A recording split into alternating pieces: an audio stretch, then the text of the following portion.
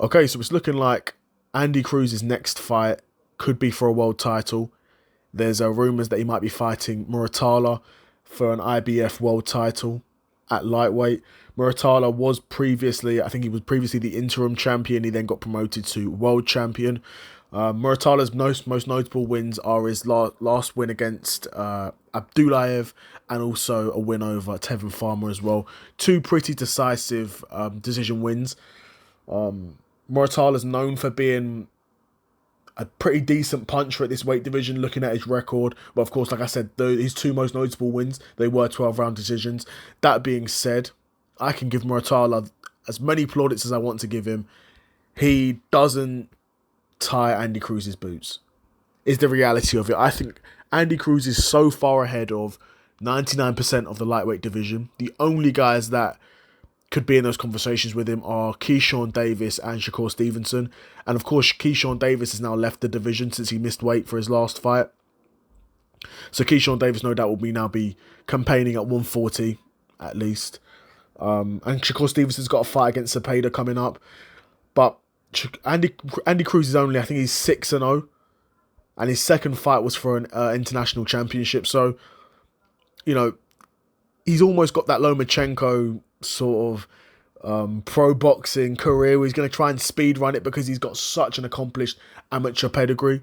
Of course, a boxer of Cuban descent. He's got that Cuban style. It's a definitive style. It's entertaining, in my opinion, to watch.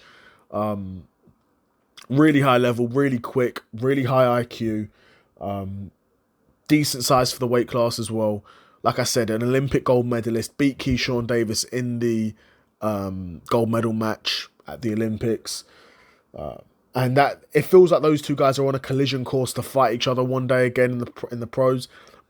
Like I said, Keyshawn Davis has now obviously left the division. But yeah, Shakur's still there.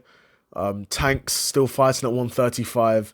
But Tank's he's sort of over there somewhere else off to the side where he's fighting other contenders and getting paid a decent amount of money for it, but he's not fought. Somehow he's able to avoid the Shakur Stevensons, the Keyshawn Davis, the Andy Cruz. Of course, I understand guys like, to be fair, those three guys, they are relatively new to the division, right? Where Shakur Stevenson was previously campaigning at lower weight divisions. This is now Shakur Stevenson's third weight division where he's become a world champion. And Keyshawn Davis as well it's not like he's been at lightweight for years as well. I think he's 13, 14-0 and now has missed weight, will be fighting at 140 going forward. And the same for Andy Cruz, where Andy Cruz is only 6-0, right? But let's get back to Muratalla, where Muratalla's, like I said, those two big wins in his career. But you look at those guys and you're like, are those guys even half the boxer Andy Cruz? Maybe not half the boxer. Maybe that's a bit harsh. But Andy Cruz, in my opinion, is levels above Muratalla and levels above anyone Muratalla's beat as well. Right? It must be some sort of record. I know Lomachenko fought for a world title in his second fight, but Andy Cruz fighting for a world title in his seventh fight, like that's up there. That does not happen in boxing. That does not happen, right? Unless you're like a seriously talented boxer. And that's what Andy Cruz is. If that fight takes place, if that fight gets booked, it's looking like it's going to be booked for that November Riyadh season card. That's looking incredibly stacked. Yard Benavidez and some other fights are looking to get booked for that as well. Incredibly stacked, that card. And if this fight gets added to that as well, Cruz v Muratalla, crazy card for a world title too. Wow. Yeah, Andy Cruz is a serious operator, and it's only a matter of time before he claims a world title. And once Andy Cruz gets a world title, then 135, those guys should be on notice. Like I said, there's not a ton. I mean, there's a few guys at the top. Muratalla's one of those top guys. Zepeda's one of these top guys. Shakur's one of these top guys. Tank's there too. And we'll see. We'll see, man. If this fight gets booked, Andy Cruz no doubt will be a heavy favourite. I don't say no doubt, because I don't even know what Muratalla's record is. Let me see what Muratalla's record is. Bear with me a sec. You know, Muratalla's record is 23-0. with 17 knockouts. So he's up there as well with the top guys. Zepeda, of course, like I said, Zepeda and Shakur, they're fighting each other. Honestly, Andy Cruz could fight both guys. He could fight the winner and the loser of Zepeda and Shakur. He should probably fight both of those guys. Those are two fights that I really like. I think Shakur v Andy Cruz has got to be like the biggest fight the lightweight division can make at the moment.